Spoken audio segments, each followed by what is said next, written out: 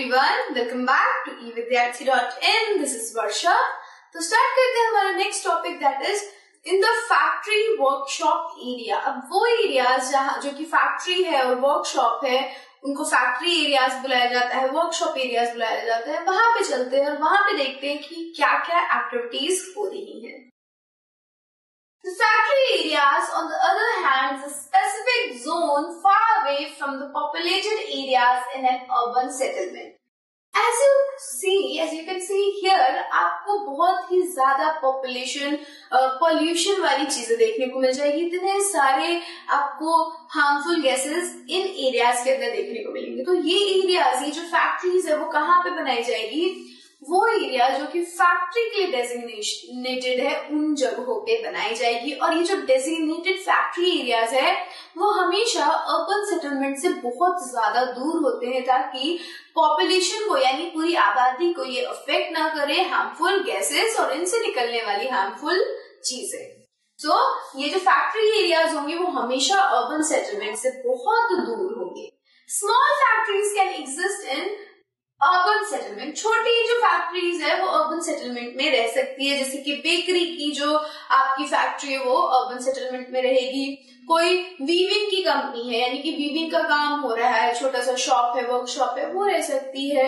कोई जड़ी का काम कर रहा है, एक वर्कशॉप होती है. और जड़ी का काम क्या होता है? लाइक थ्रेडिंग होती है, उसके अंदर थ्रेड्स होते हैं और उनके थ्रू कपड़ों पे काम होता है. तो ऐसी फैक्ट्रीज, ऐसे वर्कशॉप्स को अर्बन सेटलमेंट में बसने का क्या दिया जाता है? परमिशन दे दिया जाता है क्योंकि इनसे कोई ऐसी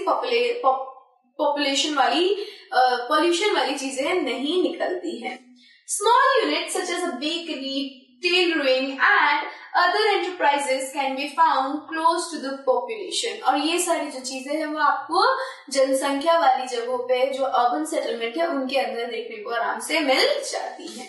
नेक्स्ट देखिए, only those factories that have pollution and waste management concern will be settled in distant locations. सिर्फ वही फैक्ट्रीज जिनके अंदर पॉल्यूशन है, मतलब पॉल्यूशन का मतलब क्या होता है? प्रदूषण.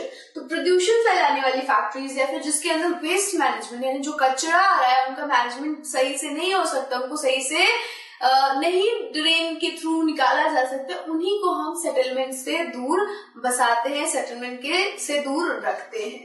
Small units such as bakery, tailoring and other enterprises can be found close to the population. Population के पास इनको देखा जा सकता है, लेकिन वो फैक्ट्रीज जिनसे कोई पॉल्यूशन आ रहा है या फिर वेस्ट मैनेजमेंट का खतरा है उनसे वो वाली हमें हमारे अर्बन सेटलमेंट में देखने को नहीं मिलेगी.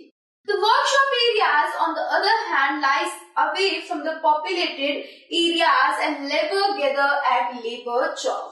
और वो एरिया जो कि वर्कशॉप के लिए, काम के लिए बनाई जाती है, वो क्या होती है? हमारे ओपन सेटलमेंट से दूर होती है. और इसकी वजह से ये जो एरियाज है वहां पे जो हमारे लेबर्स है वो एक ऐसी जगह पे खड़े हो जाते हैं ताकि जो भी काम के लिए लोग आए यानी कि जिनको लेबर की जरूरत है वो आके इनको लेके जाए और उस जगह को जहाँ पे हमारे लेबर्स झुंड बना के खड़े होते हैं उन जगहों को हम लेबर चौक के नाम से जानते हैं. This is where the laborers visit every day to find work. Employee don't have to look for the daily work. अब क्या हो रहा है कि ये जो लेबर चौक है वहीं पे हमारे जो लेबरर्स है वो आते हैं रोज और वहीं पे उन्हें काम मिलता है.